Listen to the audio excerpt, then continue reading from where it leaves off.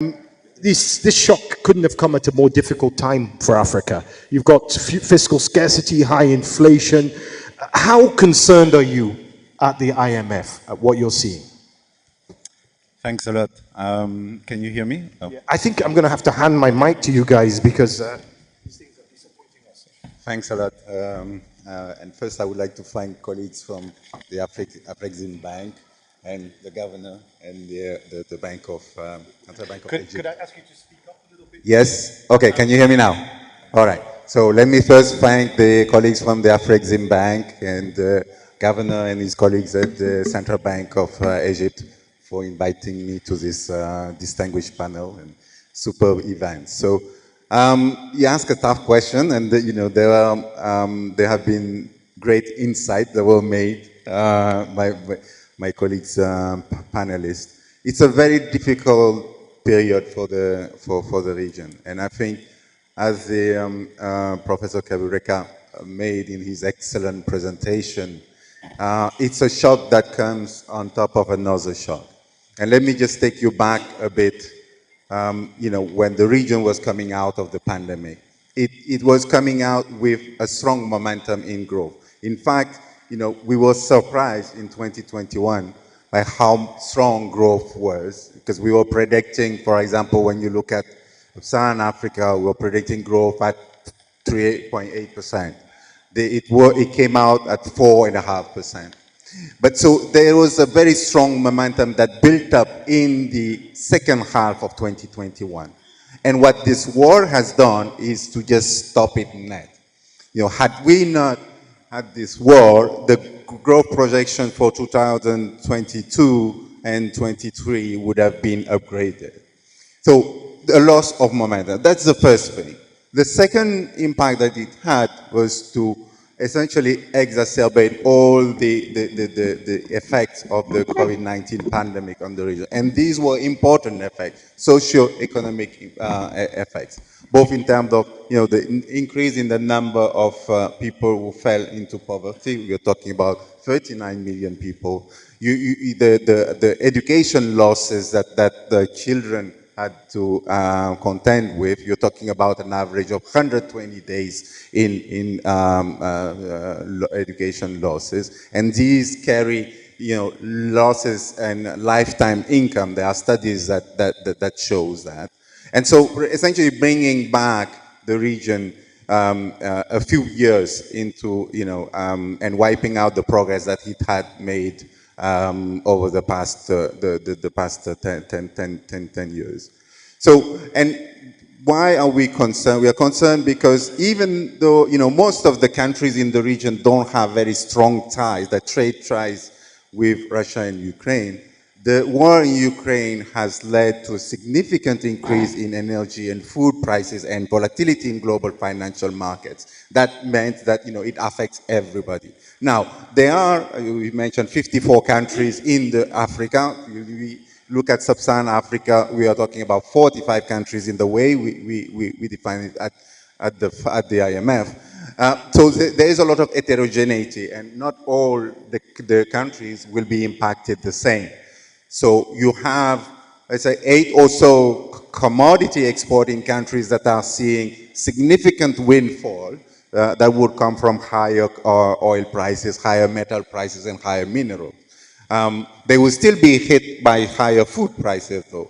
But then for the majority of the countries, which host the significant part of the population in Sub-Saharan Africa, those countries will take a huge hit in terms of the deterioration and of their terms of trade. The governor read through the increase in the import bills that are related to food and energy, and you could see therefore how external and fiscal balances will be impacted by this shock.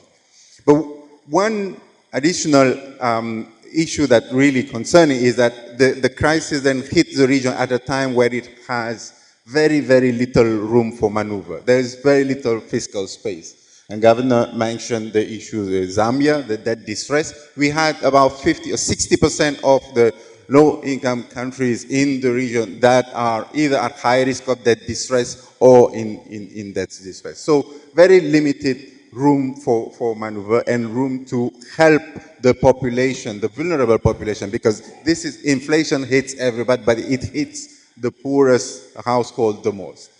And so our advice, and where we see now the priorities for governments are threefold. You have the near-term priorities and what we will see more as the medium-term priorities. One is really to provide the support to the most vulnerable households.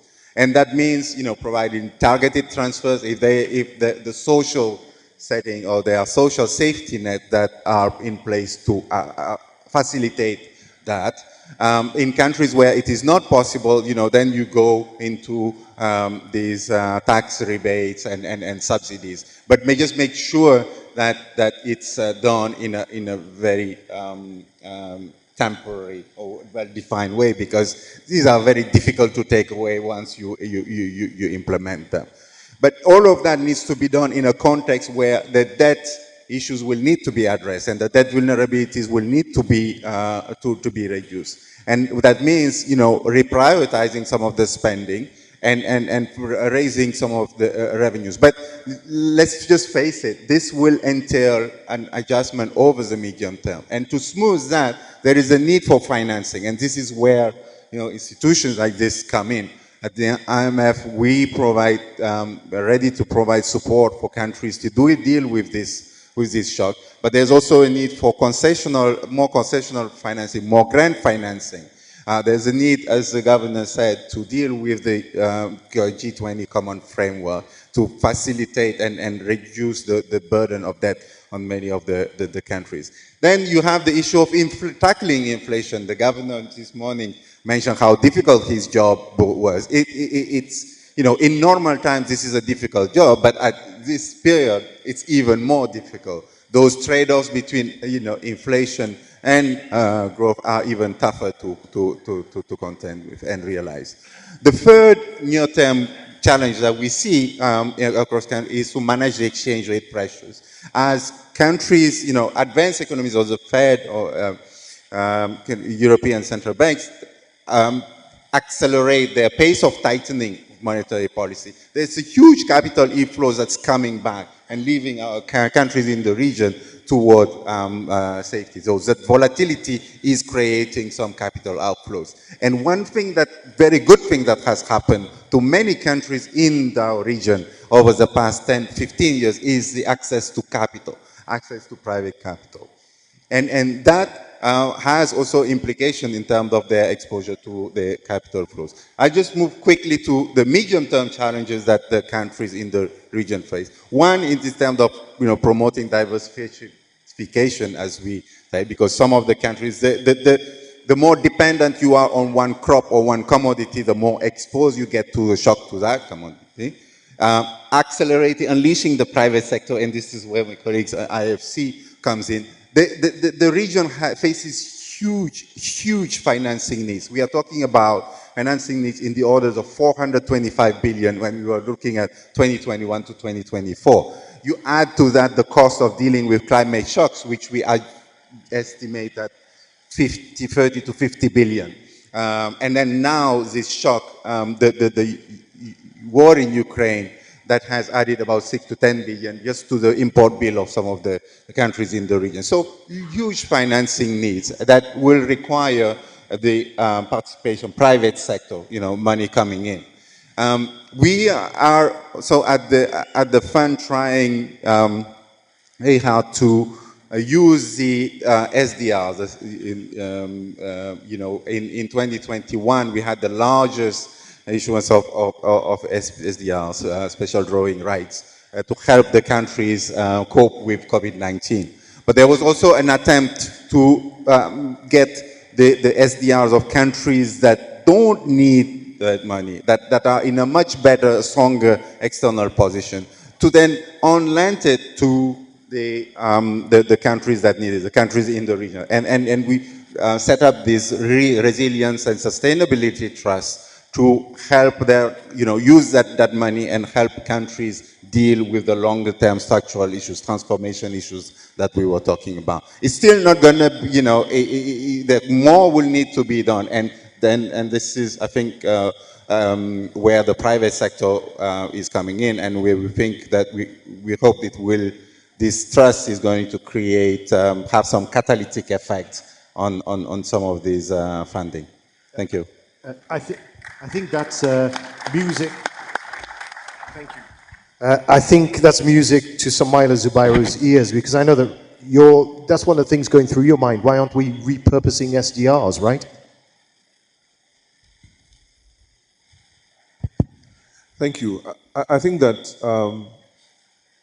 the key message we should get from this conversation is what the governor just mentioned, which is that our trade deficit is really the problem that we have. And we have that problem because we export mainly primary commodities and we import finished goods. We have that problem because our value capture is very low or non-existent. Take cocoa, for example. Africa produces 70% of all the cocoa in the world. Our value capture is 6%. Africa produces over 60% of all the cashew in the world. Our value capture is 10%. Africa produces significant proportions of nearly every commodity that we need, especially now that we're thinking about energy transition. And our value capture remains low, which is what we must change going forward. We have to change that. So, for example, we have built industrial zones and industrial parks that is focused on increasing value capture. We have a project that we're looking at transforming cotton from a country. They're earning about $2 billion annually from exporting raw cotton. When we move from cotton export to garmenting and textile, it would increase to about 38 billion. That's about 19 times increase in value. Those are the kind of things that we should focus on to change the narrative and to change our course as a continent. So let's not lose sight of some of the key decisions or key solutions that have come. The trade deficit is something that we should tackle, and I want us to put it front and center going forward. Building local circular economies in Africa is very important, and is what we should do going forward, especially because it also has impact for climate. So we all have targets for carbon reduction, which we don't emit here in Africa, but still we have those targets. Now, what can be meaningful for us as Africans is to stop exporting raw materials and to do local production on the continent. Why? Because the ocean-going voyages increase carbon emissions. And if we can do more production in Africa, we will reduce the trade deficit, we will create more jobs, and we'll earn more money. Those are the things that we should be focusing on. And to do that, we need to financially innovate. We need to look at how can we get more money on the continent. We need to look at things like forced loss, things like blended finance, things like insurance. There again, we need to focus on showing examples of what works in Africa versus the risk that things don't work here. We need to demonstrate that it is possible to make money in Africa, and people have made money in Africa. Africa provides a room for diversification as well as returns, and Africa will remain attractive going forward. So we should be able to use those examples to attract capital into Africa. Then we can use the SDRs in a meaningful way, because we shouldn't use the SDRs to import finished goods. We shouldn't use the SDRs to import fuel and food. We should use the SDRs, repurpose them for production in Africa. I know His Excellency, the Governor of the Bank, Central Bank of Zambia, has wanted to interject or wanted to respond to, I think probably like you've been waiting patiently, 4 speakers back. So I'm going to give you the floor just to make a very quick intervention, a response really. Oh, thank you very much. Thank you very much, Moderator. Yeah, I think I just wanted to build perhaps from a different angle the point that Samaila has raised. I think every crisis has two sides to it in a way.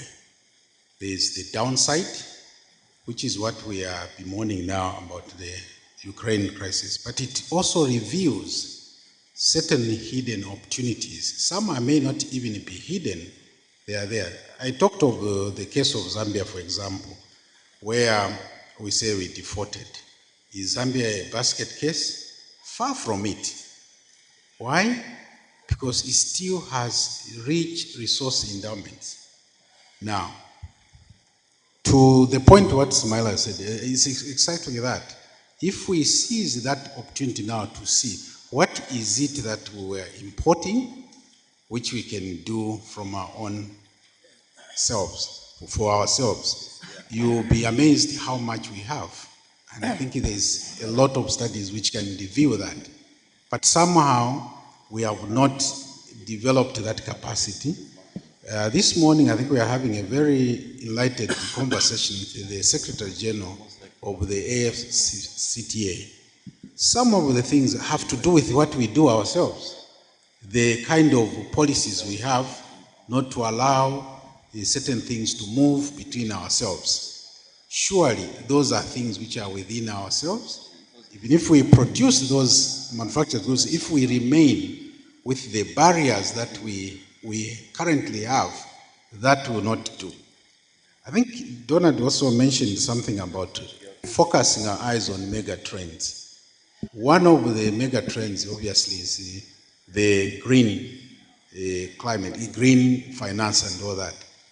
Now, if you take again Zambia, we are producers of copper and there's still a lot of it underground.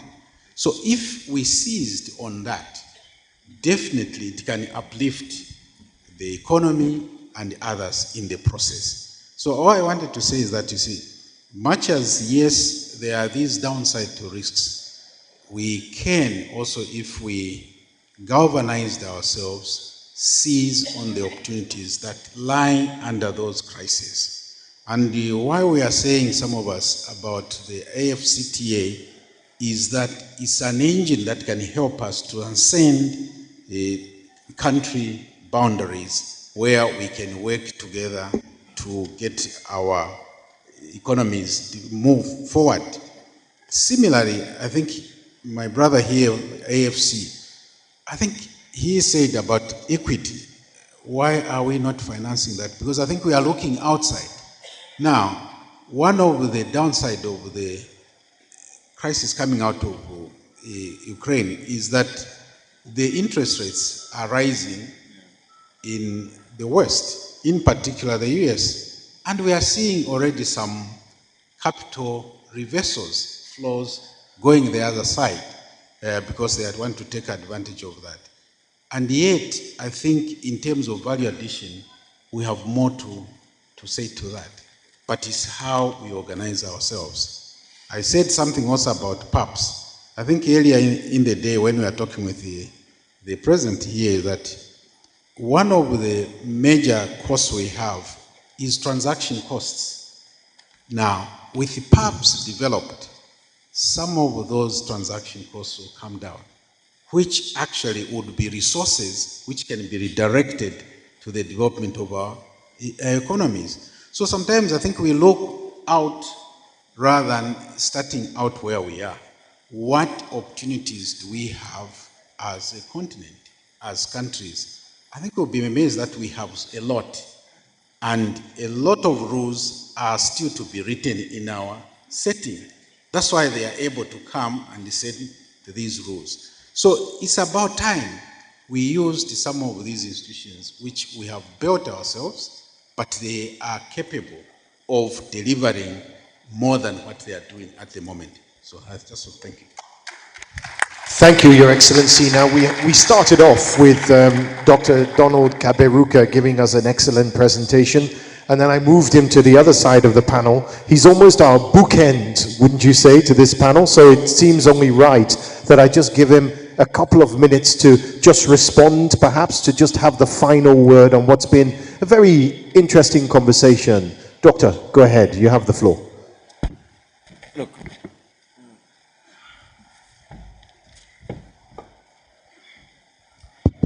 I think in the interest of time, I should not say much. I've already said much already, and I agree with everything which have been said here.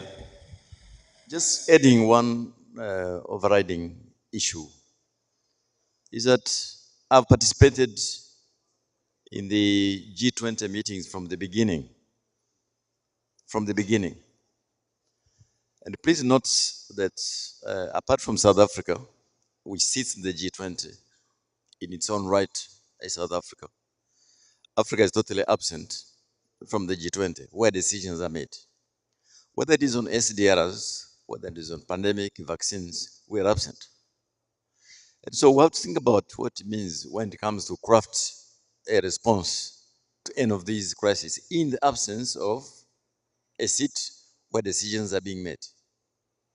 Now, I didn't want to provoke my brother from the IMF because that is not his call, the slowness in quota reform to give Africa a voice. So that reinforces everything you are saying here. We have to begin to look for solutions here. And at that point, we shall be a player in this global market. But the crisis, as I showed you, will happen. I showed you 10 crises in 40 years. Who knows what is coming next? So the art of economic policy is always be ready for the next crisis, but focus on the long-term issues, trade deficit, structural reforms, the kind of things you're mentioning. So I support everything which has been said.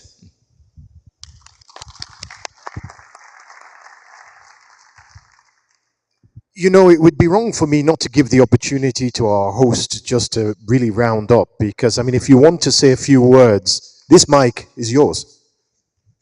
More words, I'll be fired. I think I'm very pleased and proud to be part of this panel. And I say, if we are not honest with ourselves and say what we really believe, why should we come to these gatherings? We don't want to come and say the normal sketches, you know. No, we are coming here because we mean something and we believe in something, and we will have to continue to fight for it, no matter all the opposing and obstructions around us.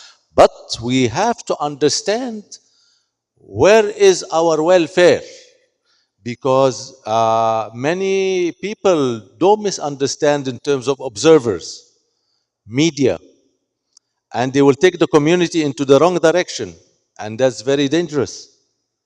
So we have to understand where is our welfare, and we will keep doing our best to protect our communities against all these raids. It is a competition.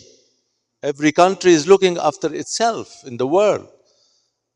There is no friendship in benefits and in countries' matters. So we have to be alert also and defend ourselves and defend especially that the continent, because we have not scratched the surface, so the upside is tremendous.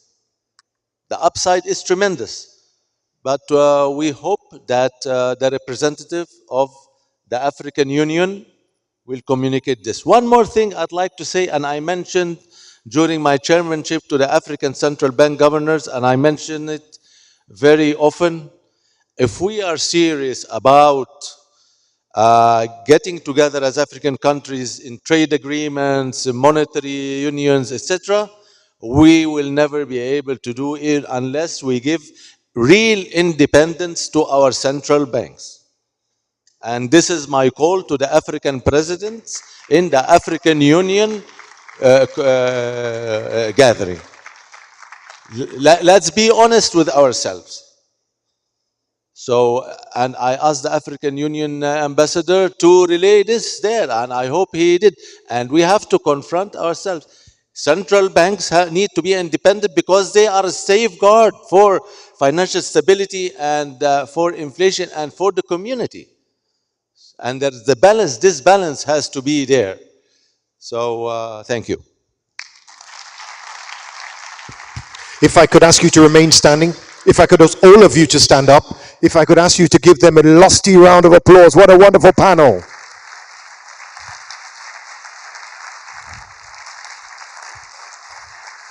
Thank you so much, gentlemen. You've set the bar so high now. We still have 2 more days, and I don't know how we're going to get a better panel than that. Next, we have what is commonly known as a fireside chat. A fireside chat.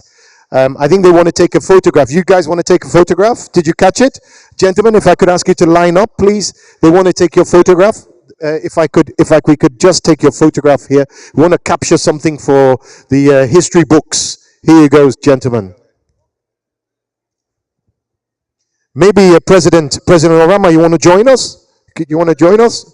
You just hop onto the stage here. It would be nice if you join us too. Marvelous. I'll get out of the way. There you go. You've got 15 seconds. Snap, snap, snap.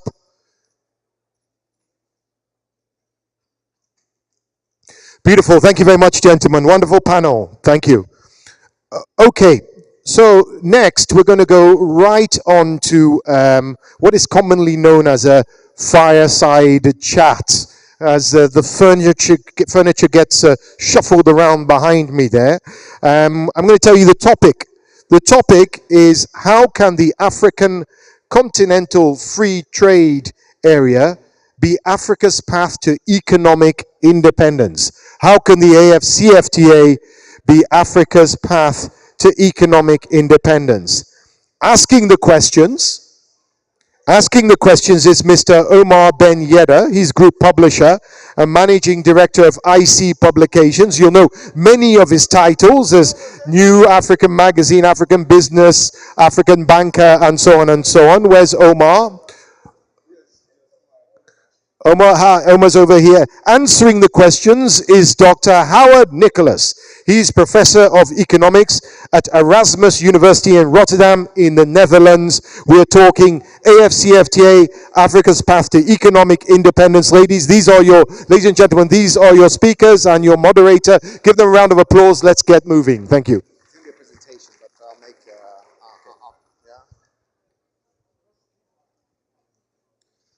Hi, good afternoon, everyone. Thank you very much, Mark, for those warm introductions. So if I'm here today, it's because my group has often taken a contrarian line to orthodox thinking. And today we've got a fantastic speaker who's also going to challenge what orthodoxy and what's been said by the central bank governor of Egypt. I mean, we know that we haven't got perpetual friends or eternal enemies, just perpetual and eternal interests, and it's about fighting for our interests that will achieve economic independence, which is the next challenge for this continent. So we're going to start with a brief presentation from Professor Howard Nicholas, followed by a Q&A. So Professor, the floor is yours. If you can please take your seats, everyone. If you can please take your seats.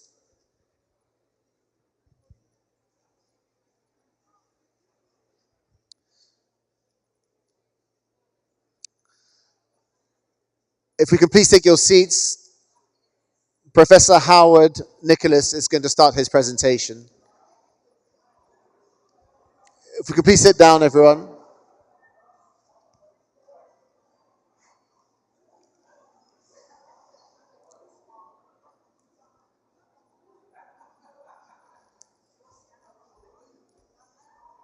If we can please take your seats. Okay, ladies and gentlemen, remember we have to be out of this room by 7 p.m. so the clock is ticking. If I could ask everybody to please take their seats. It's very important that you take your seats so that so we can get Howard Nicholas's presentation underway. So everybody over there, please sit down. Everybody over here mingling in the corner, much as it's great to make friends. If I could ask everybody over here. Yes, I'm talking to you, sir, the handsome looking, yes, you, and the lovely lady in the nice dress. I'm going to stop pointing people out if they don't sit down. I'm even talking to some more famous individuals over here. If you could please take a seat so we can continue. Sir, I think you have the floor. Go ahead. Thank you. Okay. Afreximbank Thank you very much for inviting me, ladies and gentlemen. I have a rule: never, ever lecture after 4 o'clock in the afternoon. Never. And that's because everyone is tired, and the title already indicates boredom is upon you. But I'll try and make it brief. My task is made much easier by the governor of Egypt's central bank, because he actually stole much of my argumentation. I don't mean that literally, but literally he said a lot of things I wanted to say. And he said it far more eloquently than I'm going to say it. So I'm sorry on both counts. Firstly, that it's late in the afternoon. Secondly, that I'm following such a distinguished panel. Well, what I'm going to argue is in the context of my home country. Many of you don't realize I am Sri Lankan. I don't look Sri Lankan because my ancestors came from Europe 300 years ago. But I am Sri Lankan. My grandfather was the Postmaster General of Sri Lanka. And I have been involved in Sri Lankan policy discussions, business community, for nearly 40 years. I set up a think tank for the government of Sri Lanka nearly 35 years ago. Why this is relevant is this. As many of you would know, Sri Lanka is in a terrible mess at the moment. Anyone, can you put your hands up if you know that? Yes, you know that? Yes. Why this is important is because it has a bearing on the situation in Africa. When I read the media, when I read the Western media, when I read the Sri Lankan media, they say, oh, Sri Lanka's currency crisis is the fault of corrupt politicians. They say the currency crisis is the fault of the governor of the central bank doing stupid things. But they always miss the elephant in the room. The elephant in the room is that, like African countries, we in Sri Lanka have been prevented from going down the industrialization road, especially the export-oriented industrialization road. What I want to argue here is if the Africa Free Trade Agreement does not pay heed to export-oriented industrialization, it's not going to do very much for Africa. This is my argument. We in Sri Lanka, we have tried industrialization. We have tried industrialization, but import substituting industrialization. That's what we've done. And we've always ended up with a currency crisis, always. African countries did the same thing. Don't forget the 1970s. Don't forget the 80s. When you don't earn foreign exchange in the context of your industrialization, you are going to hit a crisis. 3 years ago, I gave a whole series of public lectures saying Sri Lanka was headed for a foreign exchange crisis. Did the government listen to anything I said? No, they didn't. Did the business community listen to what I said? Yes, they did. Do you know what the business community, many business people did? They started siphoning dollars out of the country. And today they're making a fortune because the currency has collapsed. They're now bringing dollars back into the country and converting it into rupees and buying property all over the place. The government didn't listen to me, but the business people listened because they understood the argument I was making. We have had crisis after crisis after crisis in Sri Lanka, just like sub-Saharan Africa. But nobody ever blames the fact that we have been blocked from going down the export-oriented industrialization path. Now I'm going to show you a few charts to prove my point. If anyone can contradict me, I'll be very happy to hear that contradiction. But whenever I present this, there's always tremendous silence, especially on the part of government officials, but also foreign economists. They actually cannot contradict the charts that I'm going to show you, okay? And let me go quickly. We all know why industrialization now. Because as our incomes rise, we don't buy more food items, we buy more manufactures. That's what we do. One of the things that we know about manufacturing production is that it allows for lots and lots of diversification, which in turn allows for a lot of employment creation. So these are standard arguments. We also know this graph. Well, probably you don't know this graph. It's done by my son, so you wouldn't know this graph. But this is to show the deindustrialization that has taken place in Africa. So what you see here is manufacturing as a percentage of GDP.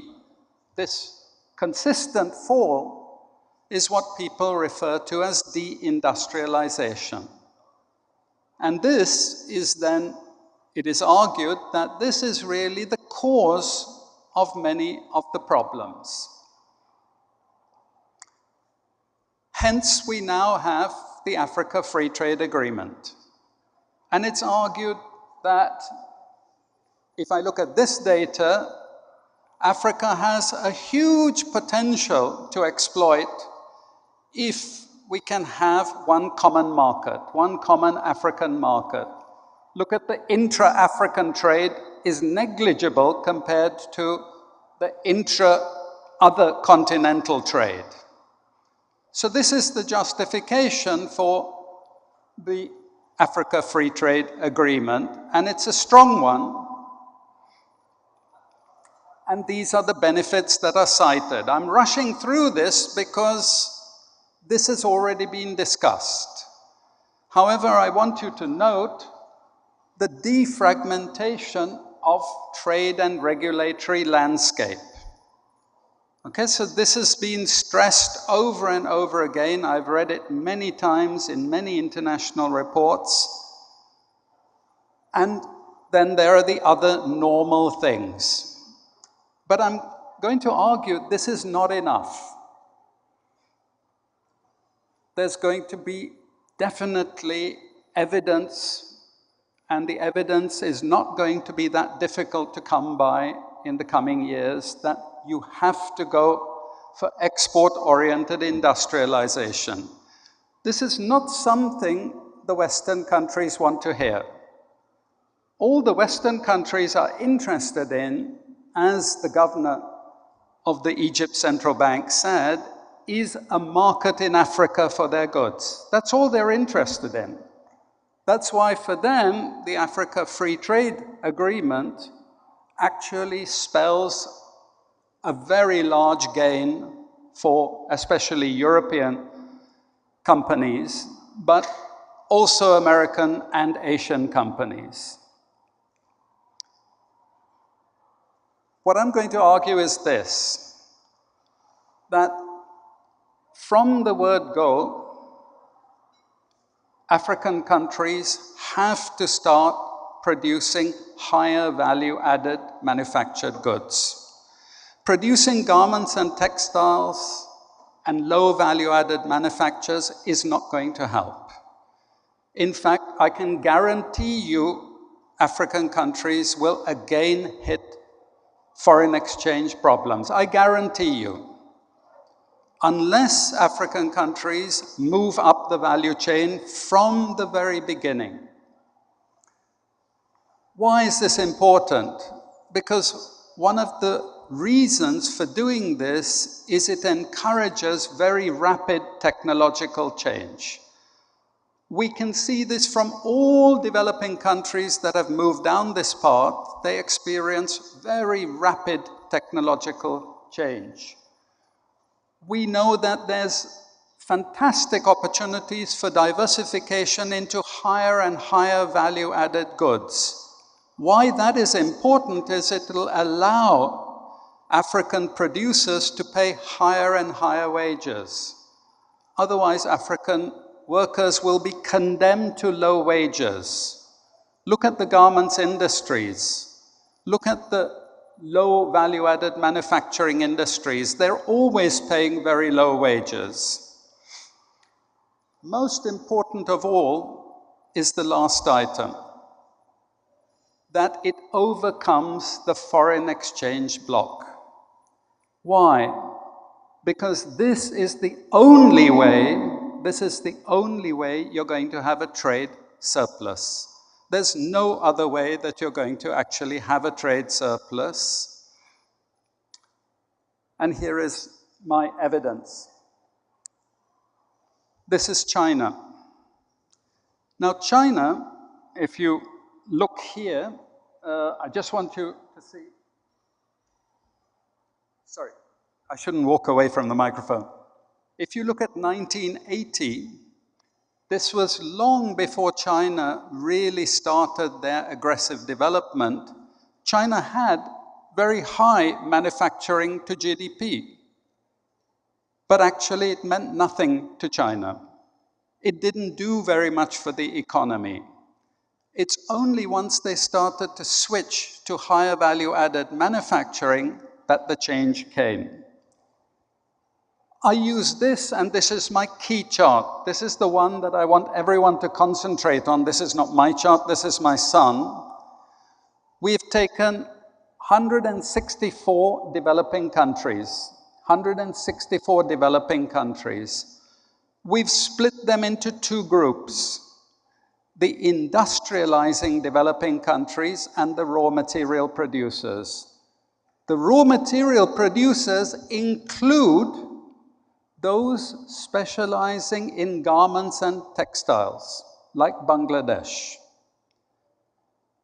But it excludes garments producers who have diversified into other manufactured items.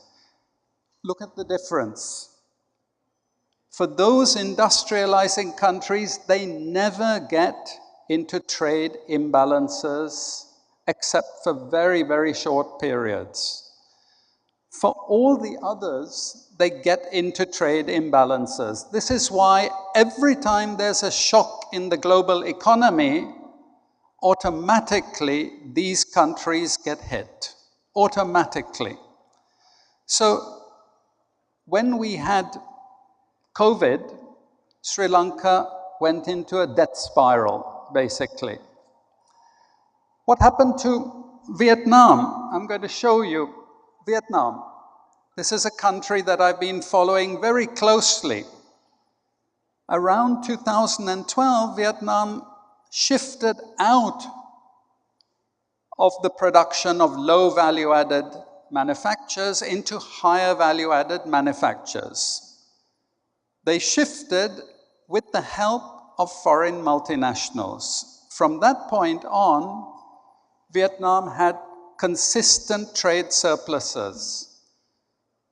When developing countries were suffering in 2020 and 2021, what was happening in Vietnam?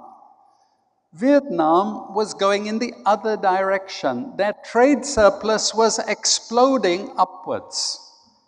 Their reserves were rising precipitously, while we in Sri Lanka had the beginning of our foreign exchange crisis.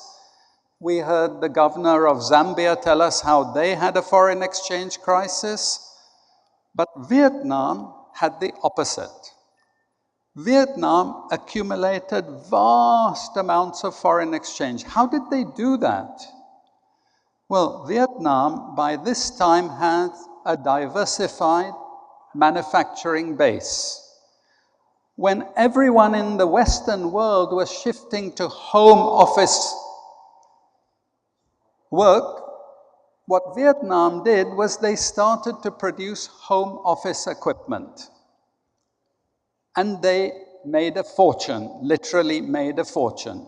The Vietnamese companies that I am invested in, for example, their share prices increased by 40%, while most of the rest of the world was experiencing weakening share prices. In Vietnam, we saw the opposite. Okay, what do we do?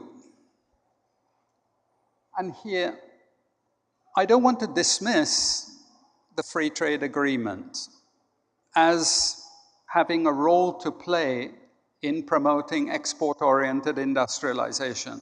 I don't want to dismiss that. What I will say is that it's only part of the story, and basically most of the policies should be oriented towards promoting export-oriented industrialization. How do we do that? Well, one thing is we can encourage joint ventures. If you want to access the African market, you should come and also produce with African companies. But if not, then we find ways to actually disadvantage you compared to the foreign companies that are going to do joint ventures. Now, this is very important for us because we cannot reinvent the wheel. When Vietnam went for higher value-added manufacturing, what did they do? What they did was they asked foreign multinationals to come in and do joint ventures with them. Crucially, they were able to do this because they played a geopolitical card. The geopolitical card Vietnam played was, we hate China. So the Vietnamese told the West, we hate China like you hate China. Why don't you relocate some of your production to us? And that's precisely what Western companies did. One company in particular is Samsung Electronics. Samsung invested $3 billion in 2012. $3 billion, and transferred most of their smartphone production to Vietnam. The Vietnamese asked Samsung, what do you want? Well, we want tax concessions. Done. We want concessions on imports. Done. We want this. Done. We want that. Done. Anything else, they asked Samsung? Samsung couldn't think of anything else. So what the Vietnamese did was they said, okay, Hanoi Airport, Ho Chi Minh Airport, you have your own immigration line, so you don't have to stay in queues. What Vietnam wanted was Samsung.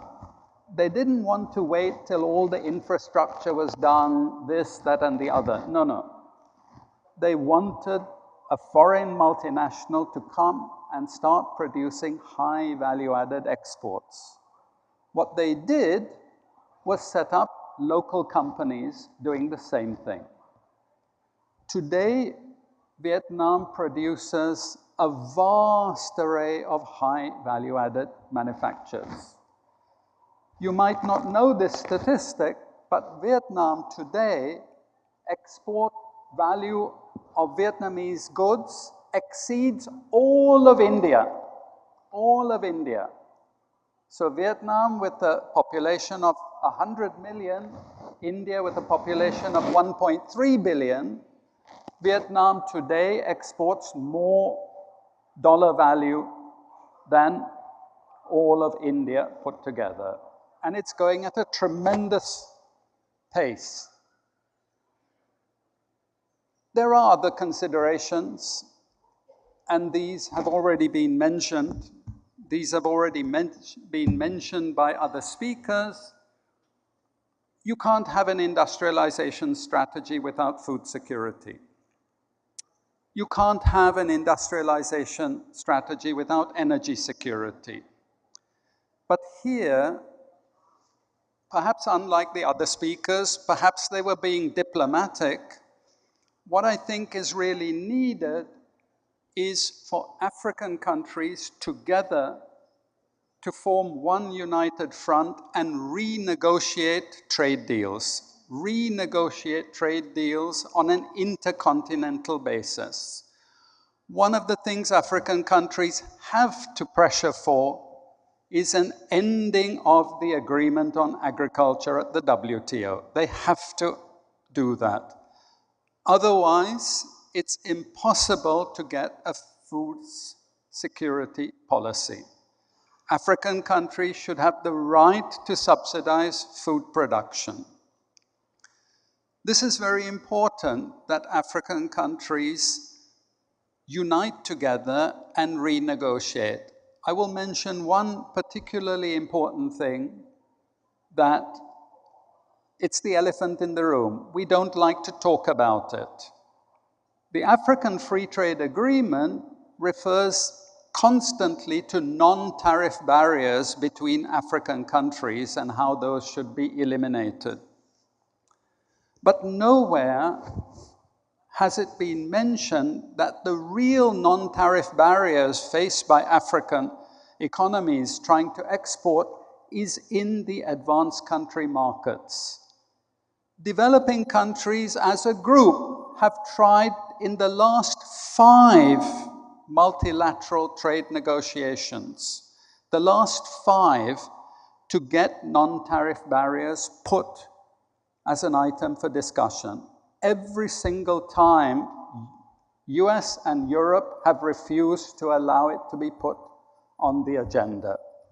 I think Africa should now use its power, join with other developing countries and say, no, sorry, we now want non-tariff barriers put on the agenda. What are these? These are things like commodity standards, where if the European country doesn't like what you're exporting to them because it's competing with one of their goods, they simply block it, say it doesn't meet technical standards. Now we know this is happening, but nobody says anything.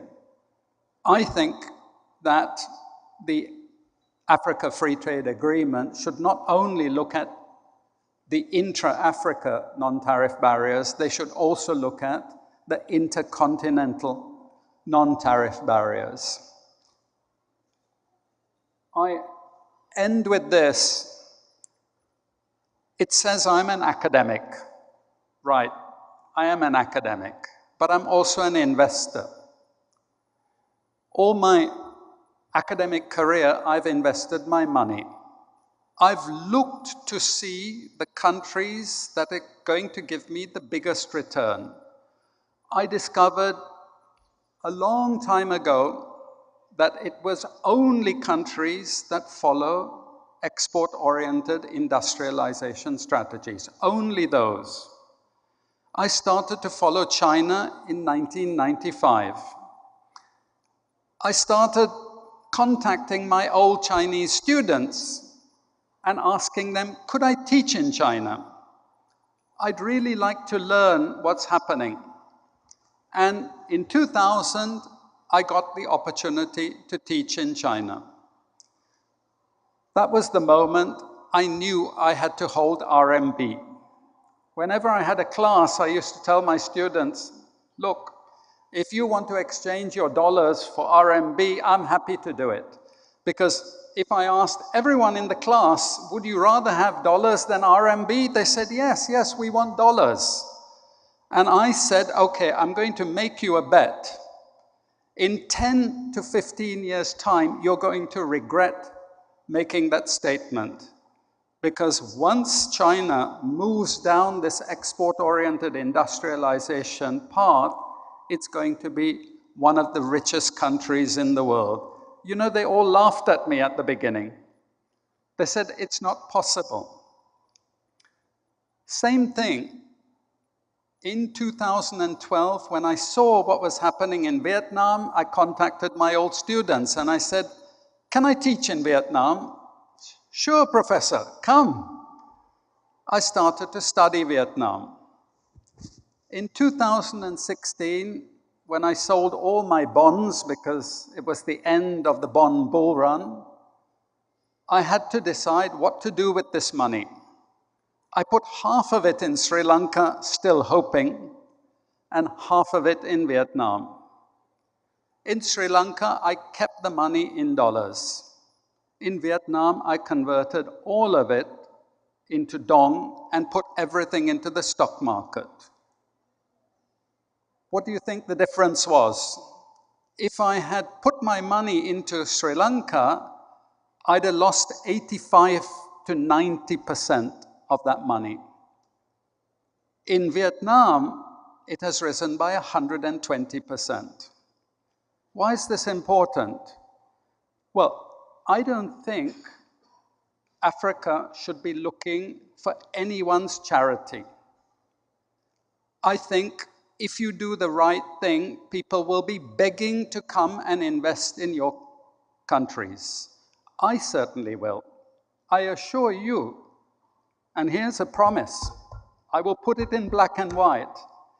If Africa goes down the export-oriented industrialization path, I will sell everything I have in every country in the world and I will put it in Africa. Because, as one speaker said, this is a very low bottom. The upward movement is incredible. Let me tell you, in 10 years, if I don't increase the dollar earnings of my investment by 500%, I'll be really disappointed. I expect it to rise even more than that. But it requires ignoring advice that you're given. It requires courage on the part of African leaders. It requires greater integration, economic integration. It requires an accelerated move towards customs union and monetary union.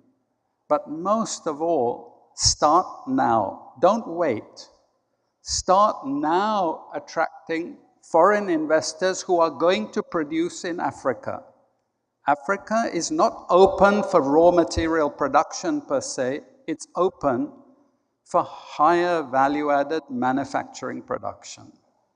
And once you start, you will see the changes will be precipitous.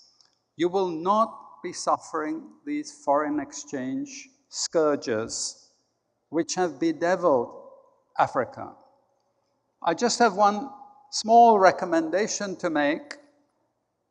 I think it's time for Africa to have its own international monetary fund. I think it's time. Why this is important is because when Africa is hit by shocks, as with the case of, now we see Zambia, but there are others lined up. I have read that 23 countries, there are 23 countries on the verge of applying for structural adjustment assistance. What's going to happen is that that assistance is going to undermine your industrialization efforts, I assure you. How do I know that? Because it has happened to Sri Lanka every single time. We've had 17 agreements with the IMF, 17. Every single time we go to the IMF, they tell us to do something that is destructive to our industrialization strategy. One of those things they did, which I consider is criminal, is they asked us to privatize our development banks. They know full well that development banking is extremely important for industrialization. They know it. It's not a secret. Yet they asked us to privatize our 2 development banks. And I can go on, I can tell you lots and lots of other examples. Why? Because this is an economic war. You think they really want Africa to industrialize and start to compete with them in the same goods they produce?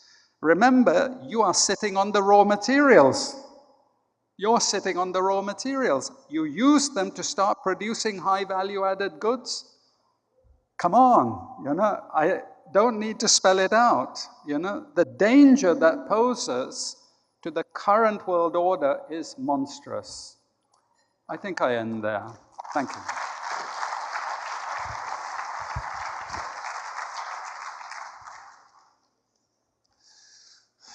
Dr. Nicholas, thank you if you can join me here. Thank you very much. That was very insightful and a lot to unpack. So when I met Dr. Nicholas today, he told me just call me Howard. And the reason he said call me Howard is because he doesn't teach textbook economics. He doesn't see himself as a professor or as a lecturer. He sees himself as someone who teaches business economics. So practical economics that are tied to the real, that is tied to the real world. So look, I don't want to go in any particular direction. I want to go into lots of different directions, if you don't mind. I want to start with Sri Lanka, first of all. The reason being is that people are looking at Sri Lanka, and I don't want to cite any other African countries, but people are saying, okay, Sri Lanka could be what certain African countries will be in a year's time or in 2 years' time. We're seeing higher interest rates. We're seeing it tough to go to markets today and borrow at sustainable interest rates. And we're seeing a certain debt trap. So first of all, I know that you think that the global financial framework is broken to some extent, and we are in a sort of, and countries get caught in this trap, in this vicious cycle as opposed to a virtuous one. So what are the lessons learned from Sri Lanka? And are you also worried about this debt trap, and also people worry about the exposure to Chinese debt, more specifically? It's really good that you raised this, Omar, because one thing that I didn't mention, which I've mentioned in many presentations in Sri Lanka, is we are now in a more enviable position than we have been. You see, we are in the position of Vietnam. We actually can play the geopolitical card now. We have now India wanting to cultivate us. We have China wanting to cultivate us. And now we have the United States and Europe wanting to cultivate us. What I've been telling the Sri Lankan government is we say to everyone, we are independent, but we will do business with everyone. So if you want to send us your companies to start production, we're very happy. The Indians are already doing it, incidentally. And now we're negotiating with the Japanese. The Japanese want to give Sri Lanka $5 billion.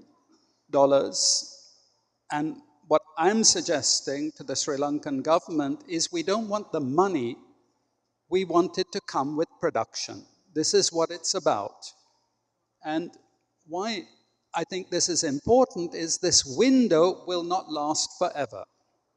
But it's a very important window. This is a moment that Africa, as one united group, can negotiate, and negotiate very, very good terms. Now, a lot of Sri Lankans say, oh, we can get more loans at more concessional rates. They're missing the point. It should be set up your production base. Use this opportunity to set up your production base. Don't just borrow money to pay off debts and to service debts and so on. Rather, use this opportunity to set up your production base. It's not going to come again. But I think if Africa takes this opportunity, anyway, you'll have my money, for sure. I will certainly invest in Africa and hope to make a lot of money out of it. Thank you. I mean, you talk about bargaining power, and hopefully the AFCFTA and a single voice will give the African continent more bargaining power, even though we're still seeing deals done between certain countries at a bilateral level, between the USA, I won't name, or I think it's USA and Kenya, I'll name it, last year, and the USA, the British, and the EU to some extent are trying to still sign bilateral deals as opposed to Africa saying, okay, no, we need to negotiate with one single voice on our terms. So someone recently said that you don't get what you deserve, you get what you negotiate. So you're saying that we should be very careful in terms of these bilateral deals. Yes, I think the bilateral deals, I mean, one of the problems I see with the CFTA is that it's based on the EPAs, the old EPAs. And those were, in effect, bilateral deals in a context of divide and conquer. So the Europeans arbitrarily sliced up Africa and said, okay, we're going to negotiate with this bloc, with this bloc, with this bloc. And now they're encouraging Africa to use the EPAs as a basis for the Africa Free Trade Agreement. What I'm suggesting is that we say, no, sorry, that was imposed on us. We cannot accept that as something that was imposed on us as a basis for negotiating our own FTA. What we now need is to renegotiate as a continent with your continent. And what you imposed on us has to be scrapped. And I think now is the moment to literally say that. Okay, so the previous session was about, well, it was supposed to be about Russia and Ukraine. And actually, if I look at the past 6 months, one thing that struck me is that Russia has been pretty resilient ultimately, given the sanctions and given everything that's happened. So we saw that they actually been developing their own payment system over the past few years, so they didn't have to rely on SWIFT and all the other global payment systems out there. In terms of the reserves, they built up reserves, so they're obviously planning for certain type of autonomy. And I'm not saying we should, cut ourselves off from the rest of the world, but how do we achieve this sovereignty? Do we need to look at our own payment systems? Do we need to start putting our reserves within our own institutions and our own frameworks so that they're safe to some extent? What are your thoughts in terms of these points? Well, one thing that I've been recommending again to the Sri Lankan government is to do bilateral swaps. I think this is very important now. So we have just been offered by Russia a swap arrangement for oil. And actually we can do far better than that because 29% of all our tourists are all Russians. So there's actually a big ruble inflow potential which can bypass the dollar. Now, we're also starting to talk to the Chinese about bilateral swaps using the yuan. We're not the only ones. We know that Saudi Arabia is doing this with their oil exports. I think this is the way that African countries should grow. But here's the problem. Where the need for monetary union comes in is it becomes really complicated to have dozens of swap deals. It's much easier if there's one currency, or at least if the currencies are linked. And if you have the swap deals in the context of an African IMF, then I think that many of the problems can be somewhat allayed that you face today. But I'm very much in favor of swaps going forward. So look, I don't follow Sri Lanka that closely, but I was told that in terms of its trade imbalance and its deficit, that obviously tourism was an issue. Obviously, to some extent, debt. But also, I was told that actually the government made a policy decision to use organic fertilizers as opposed to chemical fertilizers, and that also contributed to having to import foods and to be less self-reliant on that front. Is that right? Yes, that's true. This is part of what I mentioned earlier, and maybe it was missed, and that is the import substituting industrialization discussion.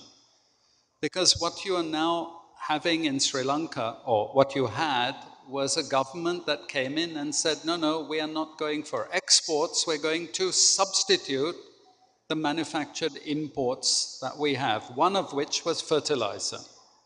So overnight, they went to organic fertilizer and banned all chemical fertilizer imports. For me, the problem is this was part and parcel of a strategy that we know from past experience always ends up with a currency crisis. The reason is that you still have to import a lot of inputs and machinery to produce the import substituting goods. And when you don't have the money to do that, you start borrowing. And that's exactly what we were doing. You know, we started borrowing more and more and more, and eventually we, after being downgraded to junk bond status, we eventually defaulted. So from my point, the government's whole import substituting strategy is a non-starter. It worries me that a lot of the discussion about the Africa Free Trade Agreement is justified on the basis of import substituting industrialization. I'm very worried about that. And that's why I say from the word go, export-oriented industrialization, going to higher and higher value-added goods should be built in. Yeah, so I mean, we'll get to the AFCFTA in a second.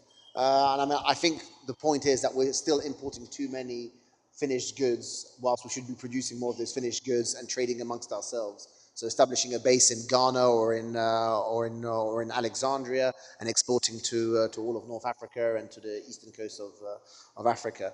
But coming back to, you mentioned about nationalizations and privatizations of banks, or privatization of banks, should I say. I mean, I was speaking to some Egyptians here, and I know that they're going through a privatization process, let's say. They're privatizing a lot of industries, and I believe that there was talk of privatizing 2 profit-making state-owned banks. So what are your thoughts there? Because when I look at China, I see that they've got very strong banks supporting local industry, state-owned banks. So what are your thoughts in terms of state-owned banks? Should you privatize them, or should, on the contrary, you should have these strong state-owned banks that can support this rapid industrialization? Well, I actually believe in private enterprise. I mean, that's for me core. And why I believe in it is because you get the most innovation when you have competition between private firms. It also applies to banks. Here is the qualification. It applies to commercial banks and trade financing banks. But the key thing that we know from all successful East Asian countries, and I mean all, there's not one exception, is state development banks. State development banks. What does that mean?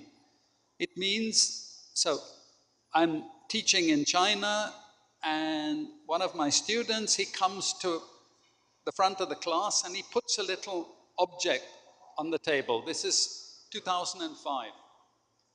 And he says, you know, everything you're teaching us, Professor, I can tell you with this one object. This was the brain of night vision technology. Night vision technology.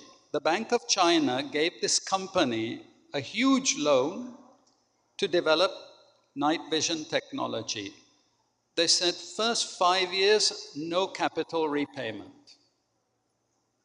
The top interest they had to pay was 4%, but if they achieved within 2 years an increase in export value earnings, it was dropped to 3.5%. And it went like that, kept going down. And he told me the end of that story. He said, after 15 years, they canceled the loan. We didn't have to repay. But what we had to do was to take another loan and develop a totally new product. So I said, so what was that new product? He said, sorry, Professor, I'm not allowed to tell you this. What it means, development banking cannot be commercial because there's no bank in any developing country that can lend for 20 years at 4%. Imagine if they had lent for 20 years at 4% in 2019. Imagine what would have happened now with interest rates going sky high. The bank would have gone bankrupt, you know? That's why it has to be a state development bank. I always ask this question. In 1995, when we got into trouble, why did the IMF ask us to privatize our 2 state development banks? Why? Because we have state commercial banks. We have a state trade finance bank. But they wanted these 2 banks privatized. And my answer is, it's economic war. Sorry, if you haven't got this before, get it now. It's economic war. And these institutions are used in a war. They're not bad institutions. The people running them are not bad human beings. It's a war. When Africa becomes a successful continent, you think Africa is going to behave differently? Come on. You know, you will try and suppress the other ones, the others who are trying to get to your level. This is the way the war is fought. But the question is, what are you going to do about it? What are you going to do about it? And that's where we have to have intellectuals, academics, who have independent thinking. Because what happened for the privatization of these banks was they brought American and Australian professors to Sri Lanka, who gave the financial liberalization thesis. If you liberalize the financial sector, if you privatize these banks, then actually the banks will be more efficient and they'll attract more finance and there'll be more funding available for the companies. Has that worked with the privatization of our 2 state development banks? No. Before the privatization, average loan period was 9 years. 9 years. After privatization, average loan period is 1.5 years. They became commercial banks. Before privatization, average interest rate was 4%. After privatization, average interest rate is 12%. Okay? They became commercial banks. We don't have a source of concessional long-term financing. And that is why I would say the African Development Bank has a huge role to play, because you're talking of fixed capital formation. Fixed capital formation. Eximbank is working capital, trade finance. But African Development Bank, that's why they're not competing with one another. I know somebody said that they're competing. They can't be competing. They shouldn't be competing. Because you need a state trade financing bank and you need a state fixed capital formation bank. These are 2 different banks and they're vital for the whole project to work.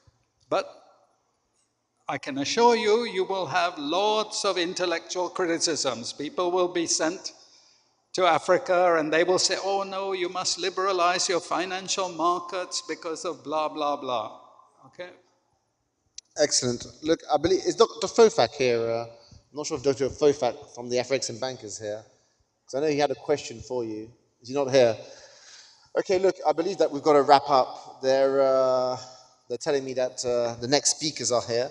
But thank you very much. If this is the first time you've heard... Mr. Lufti, you wanted to triple your economy by 2030. That is a lot of consumption.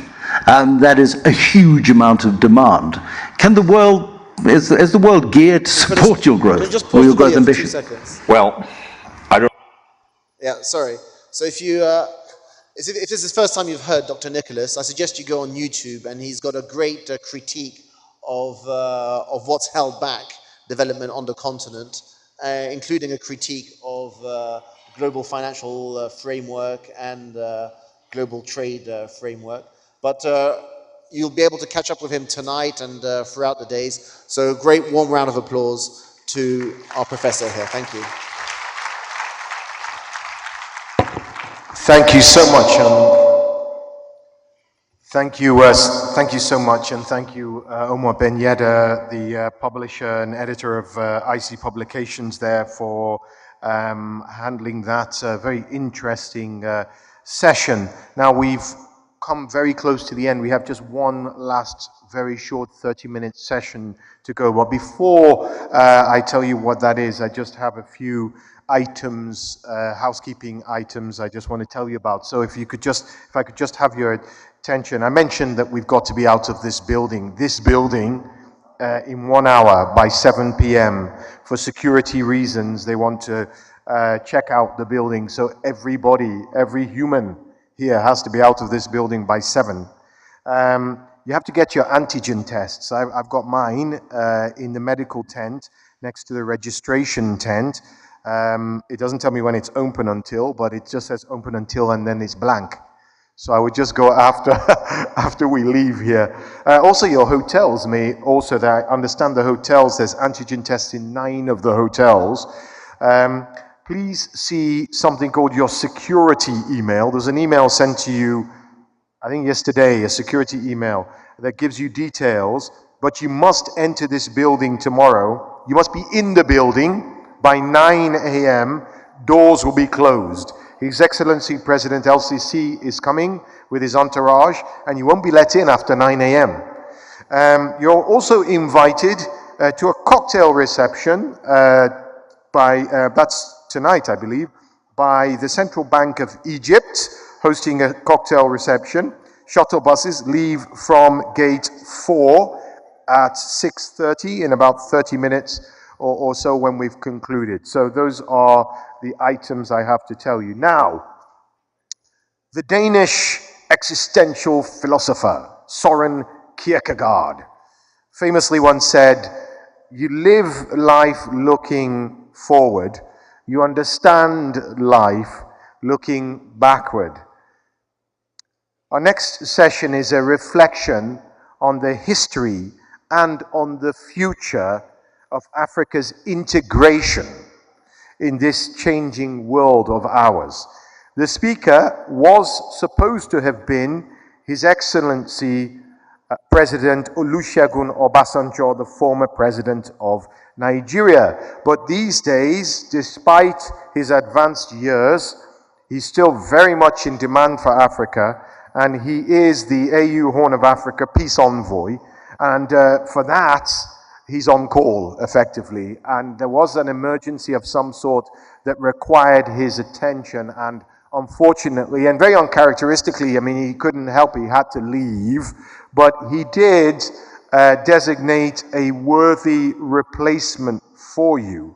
I would like to welcome back a gentleman who's always has a keen eye for the trends that shape our continent. You heard from him earlier, so I want you to I know it's late in the evening, but just rally yourselves and please put your hands together for Dr. Donald Kabureka, Chairman of the Board of Directors, Southbridge Group, and former President of the African Development Bank. Thank you so much, Dr. K. Now, to moderate, the honor of interviewing him falls to a moderator of high renown in Africa. You'll recognize her if you've seen her on CNBC in the past, and now she is the founder of the Nielsen Network. Ladies and gentlemen, Bronwyn Nielsen. Bronwyn. Thank you very much, Mark, and thank you so much for your attention. We've had a great day of interaction, much thought leadership, and Dr. Kabaruka, I know that you gave a resounding speech earlier today. We are talking about the legacy of integration of Africa, and I don't think there's anybody better positioned to give a sense of where we've come from, what you've seen, and we won't spend too much time on the legacy. We will move to the future. But give me a sense of the progress that you've identified at this stage. Thank you. Good evening. Obviously, as you can see, I'm not President Obasanjo. Number two, I don't think anybody can replace President Obasanjo. But I want to extend apologies on his behalf. Actually, we traveled together yesterday here. So which means he meant to be here with you. But if you had to be absent, it is because it is something very, very urgent. So please accept his apologies. No, I can be very brief on question of integration and its legacy. Number one, it's a bit of history, and many people in this room are quite young. But it's important I say it the way I will say it. When the precursor of the African Union was being formed, it was called the Organization of African Unity. At that time, less than 35 countries in Africa were independent. Others, like South Africa and many others, were not yet. A decision was taken that colonial borders, which we inherited, should not be reopened. They should be accepted as that. People accepted these were colonial borders. They were artificial in many cases. They didn't make sense. But if you reopen them up, it will be a huge Pandora's box. But there was a second agreement that we should do everything possible to integrate our economies as much as we can. Because there was a realization that unless there was economic integration, political independence would be very difficult to materialize for the people in terms of socio-economic well-being. Since then, a lot of things have happened. Different regions of Africa are different stages of integration. You know, at some point, the East African community, to give you an idea, was far more advanced than the European Union of today.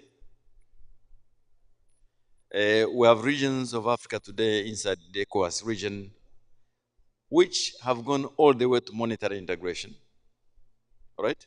Which is the highest level of economic integration. We have others which are still at the lower end, which would be the preferential trade areas. So it has been very variable.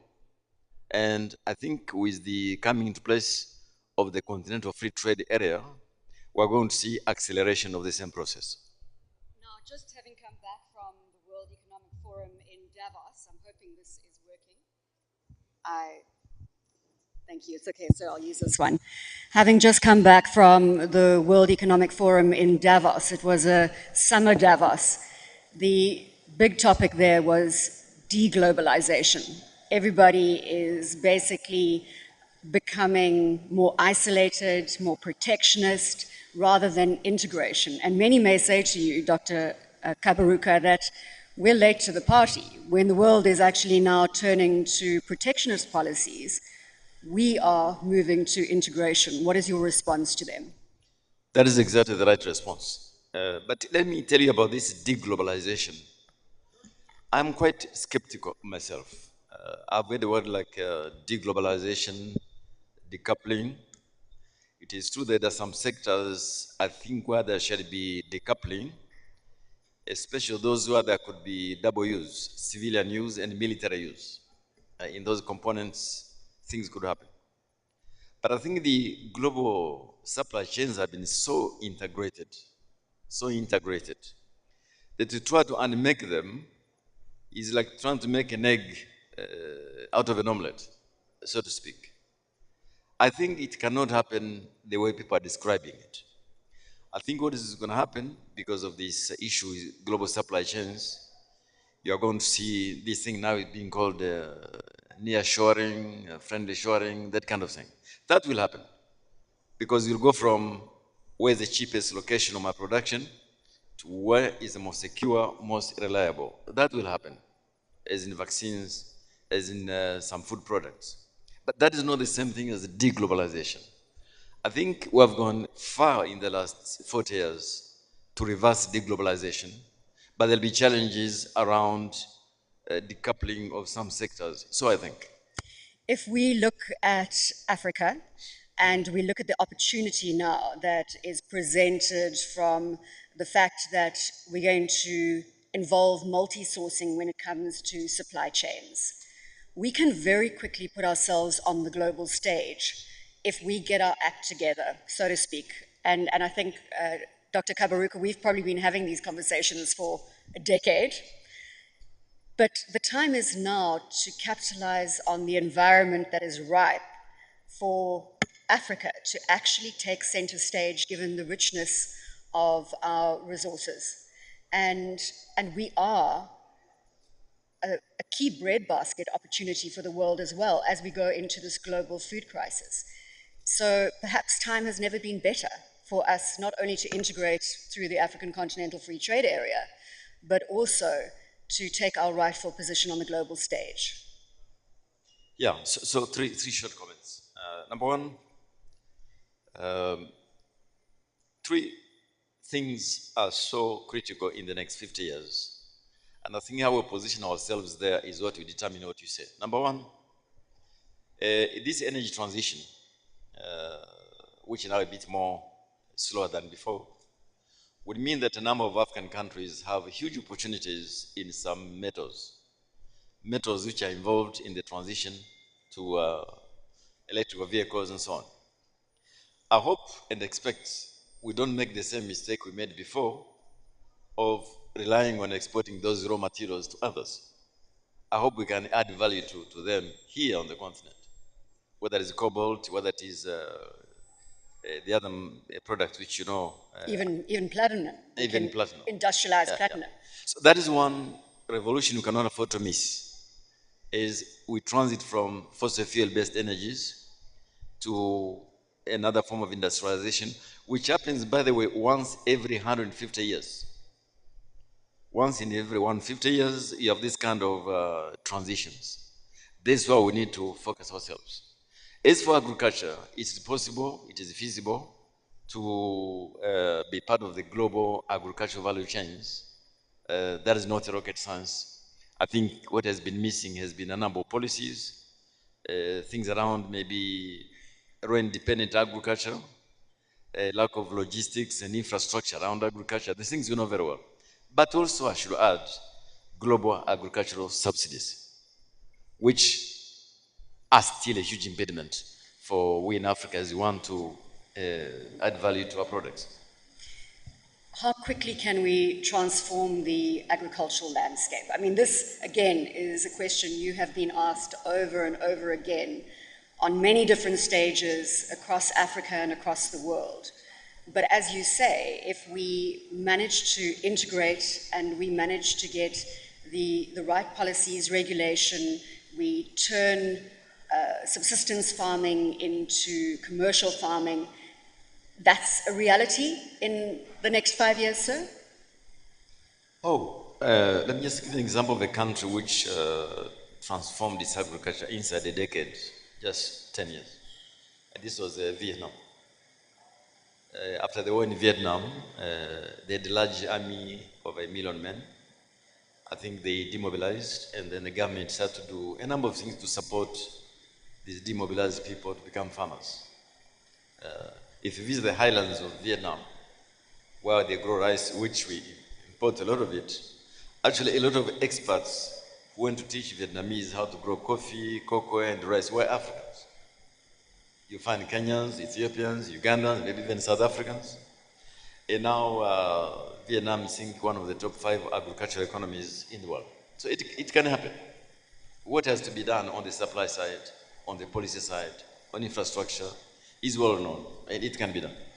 There's a theme that we haven't really touched on here at the annual meetings for Afreximbank, and that is climate change. Now, I am the chair of Grasa Michel's Women in Media Network, and Mama Michelle always says to me, we do not need to worry about climate change, we did not create the problem, and we have more urgent issues to deal with, including the fact, as you mentioned, that almost 500 million people, more than 500 million people on the African continent don't have access to energy of any form. But if we bring this very topical conversation to the fore, we know that COP27 is happening in Sharm el-Sheikh, here in Egypt, in November. How do we play as the African continent in that dialogue? So we have to be careful here. We have to worry a lot about climate change because we be the continent most affected and with the capacity to cope with it. So that is a fact. It's a scientific fact. The second is true that we did not cause climate change. That is also a fact. What that means is that we have what is known in this business as common but differentiated responsibilities. And our view of this is that there has to be what is known as a just transition. And a just transition means that those responsible for climate change have to finance a large part of the transition.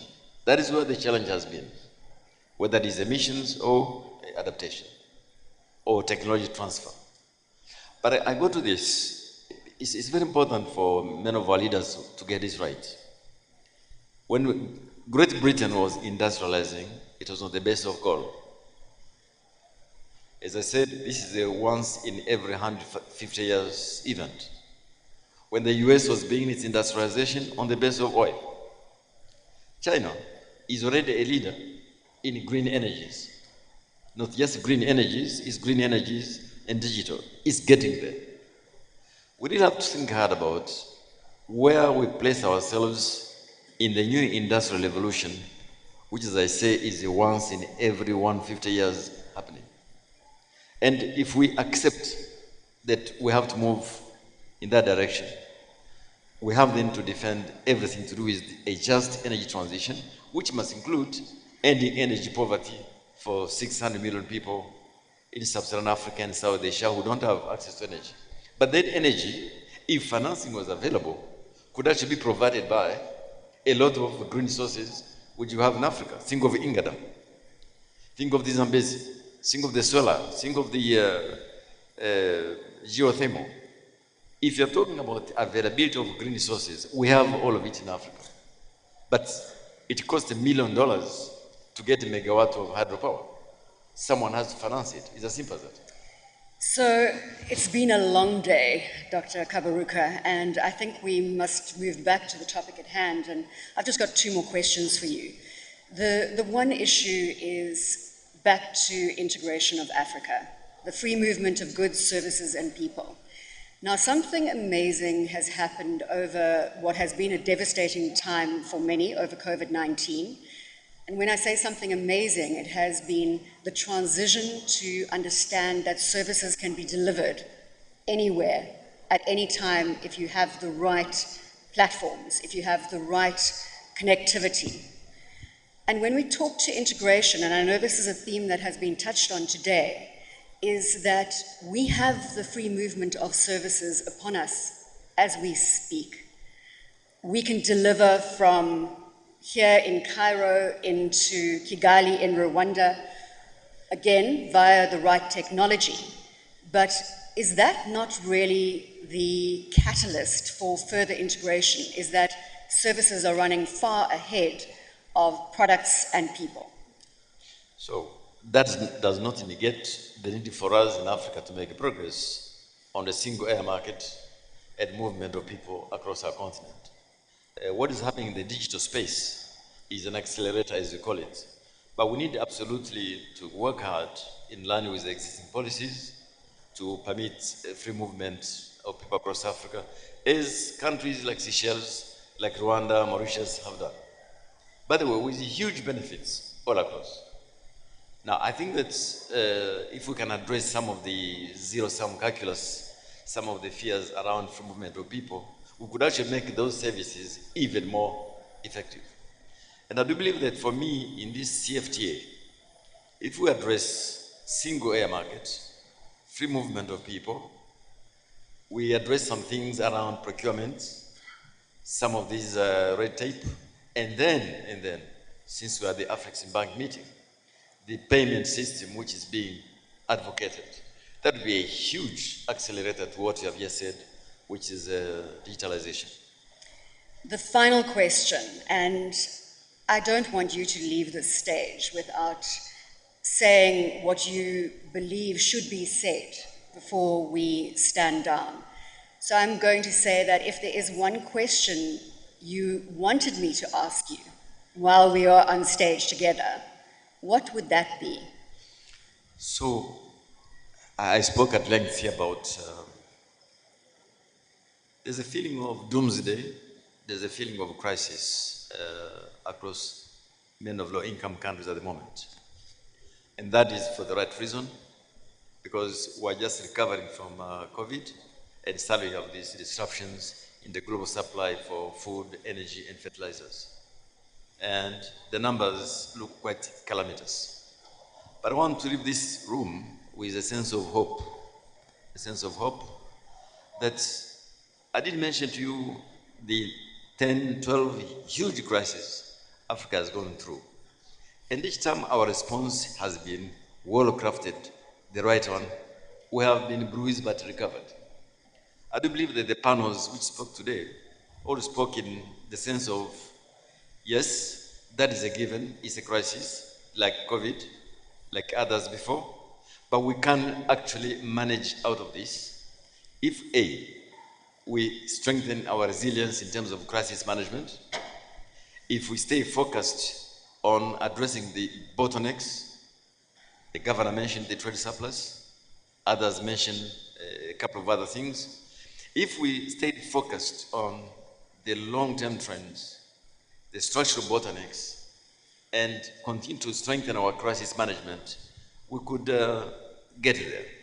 It is true in a place like North Africa here, where up to 40% dependence on wheat is a real issue, that will require a lot of adjustment. But I think we should manage this foreboding with the hope and expectations that we can get out of it. Not alone, working together, and also those who have goodwill in the international community. It's very, very important.